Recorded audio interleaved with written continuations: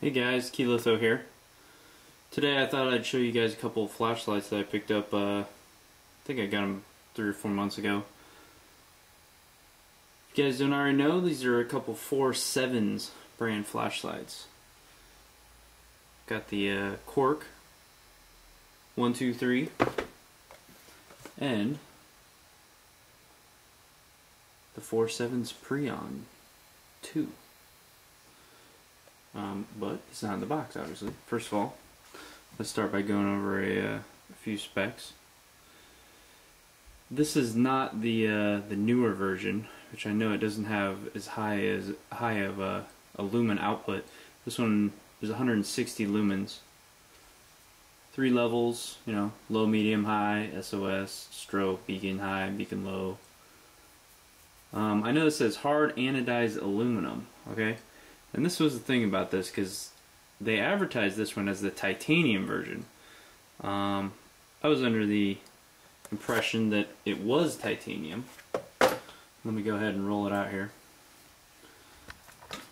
I was under the impression that this was titanium, but turns out it's aluminum. Very easily scratched aluminum at that. I've been carrying this in my pocket every day for basically since I got it.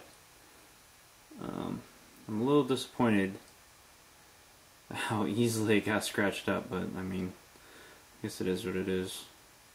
After it got thoroughly scratched up, I guess it can't really get scratched anymore. Yeah, I kind of regretted that. I wish that I had gotten one of the colored ones after I'd had this one and noticed how easily it scratched. But all in all, I guess it was alright. You know, like it says, this thing runs off a couple AAA batteries. I just got some Duracells in here now. And surprisingly, it lasts an extremely long time.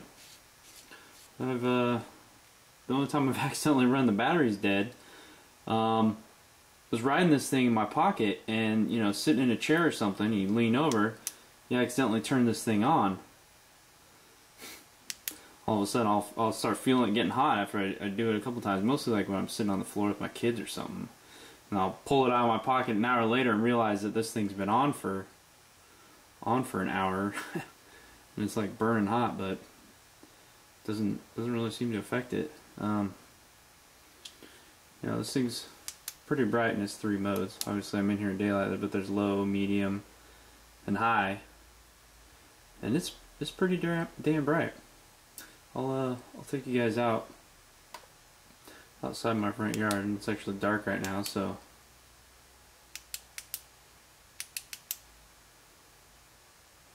plus I like nice soft tap, you know. Cycle through them twice, get to the strobe.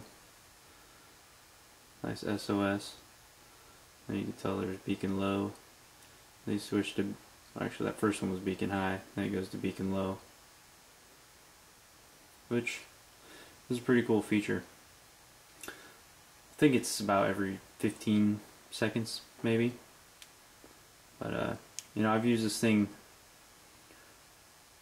day in and day out. I mean, I basically am an IT guy and I'm always working on computers, tearing people's systems apart, you know, and I've always just had a really cheap, stupid little flashlight. And this one is well worth the money. is absolutely amazing. I mean, it's just crazy bright. It's plenty bright enough, you know, and it's just, you know, nothing to carry in your pocket. It's pretty cool. I've also heard some things that people had some issues with their cap not working properly. You know, mine was kind of like that too when I got it, but I pulled this off. You pull this top off. There's an O-ring that sits underneath of this metal cap, and it was like just kind of crooked in there, and when you push this down, it'd get like jammed sideways and get stuck down. And basically all I did was, you know, take a little tiny screwdriver I had and just push the O-ring down evenly all the way around and then put it back together, and it seemed to work alright. So I think I got this thing on sale too, because I know they were coming out with the, I forget what they're called, the S2 LED or something. Maybe that's what it's called. I'll throw it in the annotations if I'm wrong. But I think it was called the S2 version of the LED. So this one was actually the regular price. I know they charge like an extra $15 or $20 or whatever for the titanium, which, like I said, I totally wish I'd gotten a black one or something with the rubberized coating, I guess. I don't know, I've never actually felt that rubber, but you know, it holds up good. I've used this thing in the pouring rain and it was just completely soaked. I've dropped it at least 5 or 6 times, you know, from waist level on the ground. I think I dropped it on the concrete once too, and you know, it still works just perfectly fine. So that's that. This one's pretty cool. We'll go outside in a minute with this one. Then the other one I have is the Quark 123, which comes in this nifty little case, which honestly I don't think is that practical. Would have been nice if it had a seems like all these flashlight holders and knife cases that knives come with, they got these massive belt loops. Like everybody's wearing a 2-inch belt all the time, but I don't know. But this thing's pretty nice. I really haven't used this that much. I still actually got the batteries it came with in it, which I'll show you. Which I have to say, they're pretty nice too. I like how they shrink wrap them together in this little, basically a power cell, 2 of them together, you know. Then you can really see the squared off threads that they advertise in there. And I have to say too, when you put this thing together, it's just smooth, you know. And you feel that O-ring suck in there, and it's nice. So this thing has got quite a battery of arms too. Basically 230 lumens on max off 2 CR123s. I also have some other chargeable batteries that I run in this. That I tried it, and I actually haven't even ran these ones that came with dead yet, but these are only 1000 milliamp, you know, 3.6 lithium, same thing, just rechargeable versions I got with some of my RC stuff that I got. These ones that are actually in here are 1500 milliamps, I think. I believe that's what they are. But you know, it's hard because I can't seem to find any rechargeable batteries that have such a there you go, 1500 milliamp. So that's, you know, that's like 1.5 or another half again the capacity of those other rechargeable ones. Can't really seem to find that many high capacity CR123s around. But this thing, okay, it's got a head bit, or when you twist the head here to tight or loose, basically it gives you different functions, right? You get this moonlight mode, and you know, I don't have the specs right here. Maybe I do, but okay, so here's some of them. If you see it, there we go. That moonlight mode. See that? It says 30 days in moonlight mode. That is pretty bright. I mean, pretty bright. That's pretty long, alright? 30 days is a long time, but you know what? When this is pitch black, then you have to totally wait until your eyes are completely adjusted, because that is just barely any light. It's crazy, you know? So you got that one. Hit it again. Up one more. One more. One more. Basically got 4 modes in that setting. To get to your 5th setting, or your 5th brightness, tighten the head down, and then you get to that. And basically only on here you got 1 through 4. Goes to your strobe. Same thing, beacon high, and then beacon low. And then it goes back to moonlight mode. So when you have it with the head twisted tight, which is a really bright beam, you know, it's either that and strobe. Just back and forth between those two. So this thing, it's pretty cool light. It's a little bit smaller than I thought it would be off the website, but I mean, it clicks really nice. Just perfect. It's well worth the money, I have to say. And I think this was about, you know, 60 bucks or something.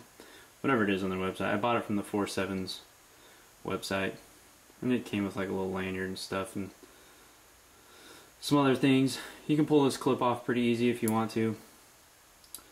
I figured I'd just leave it on. I don't know, I haven't really carried this around. I just sort of keep it next to my nightstand or whatever.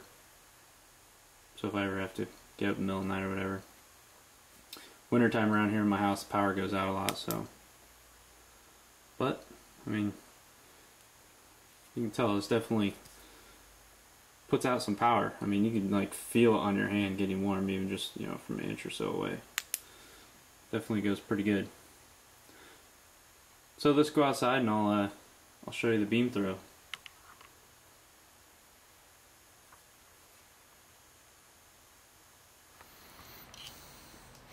Okay guys, here we are outside. First one I'm going to show you is the Preon 2. And basically, I don't know, you can't see that much, but here's on low. You can kind of see it off the car across the street there. Medium, high, and I don't know if you can tell, but that's quite a beam for a little pin light. It's pretty amazing. I have to say, I was quite impressed when I first pulled this out here. I don't know, that's maybe 100, a little over 100 feet across the street over there. This thing does have pretty much brand new batteries in it.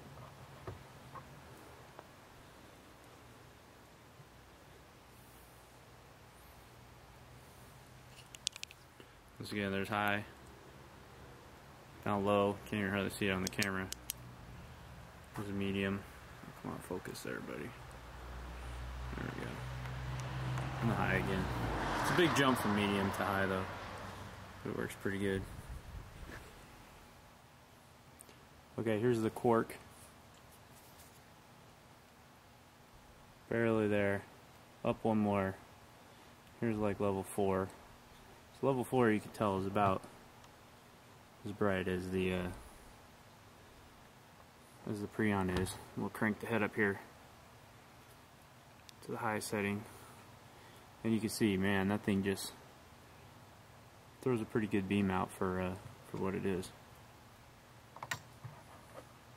It's kind of wide. It, you know, it's not the tightest beam, but for an overall area, I mean, it works pretty darn good. Like I said, I'll shine it over here in the bushes again. You can sort of see.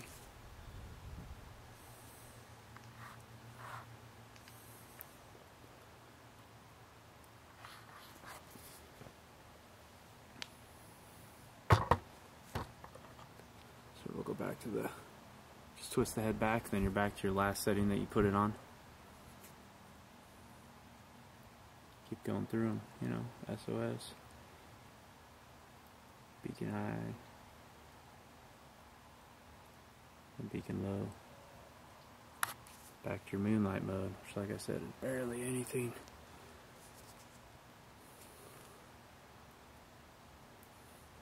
Forward, then bam, back to that whopping high. So there you go, guys. Take it for what it is. My little, I guess you'd call it a review, but just my experience with a couple of 4Sevens flashlights. Thanks.